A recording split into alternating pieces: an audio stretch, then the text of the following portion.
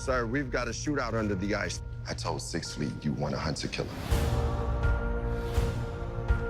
The essence of any great thriller is you can't predict what's going to happen next. And I often find, and this is no insult to the movies that are out there, but I often find that thrillers are quite predictable, or certainly action films anyway. And especially when you get to the third act, you're going to know exactly what's going to happen. The hero's going to win, this is going to go down.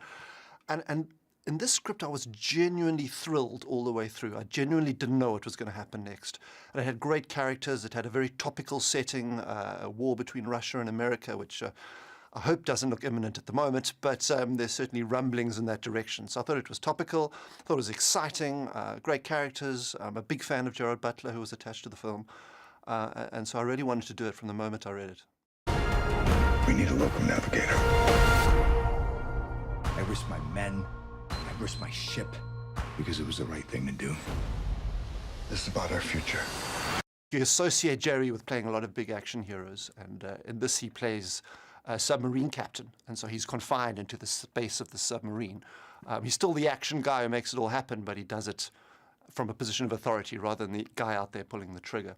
And so it required Jerry to contain his performance, which I think he did absolutely beautifully. I think he's a very powerful performer. He completely invests himself in every situation, and I think that's amazing because in every scene that Jerry's in, there's 20 or 30 people as crew around him all the time. And because Jerry invests so strongly in the moment, you could just see everybody else kind of believing they were in the submarine, even though it's a set, you know, on a bit of hydraulics. So he's amazing in the part, and he's a very, very good actor. Fire!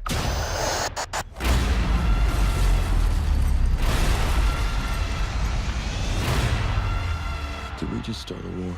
No, but we might have sailed into one. I had an amazing production design on this film. He was absolutely superb. And he came with me right from the very beginning as we went to look at, you know, the National Military Command Center, as we went on board these nuclear submarines. And we just wanted something that felt, yeah, it's an amazing thing when you go in that submarine. It's not how you would quite imagine it, and maybe movies are to blame. You watch Crimson Tide and it looks like a Corvette inside there. Everything's chrome and perfect. And when you're in a submarine, it's not made for beauty. It's made for being a practical war machine. And no expense has been spared in terms of the technology of the machine, but they don't care about how beautiful it looks. And so it's quite industrial inside there. And they're just wires and pipes and things just nailed to the wall wherever you look. And I really wanted to capture that feel because it's got a certain energy and a power to it. And it's quite surprising as well. So I wanted to get a bit of that.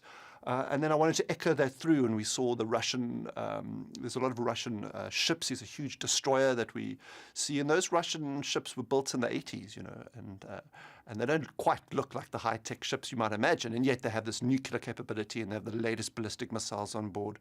And so it was trying to capture that juxtaposition of industrial versus high-tech, and that was really our vision. If we don't pull this off, it's going to be World War III.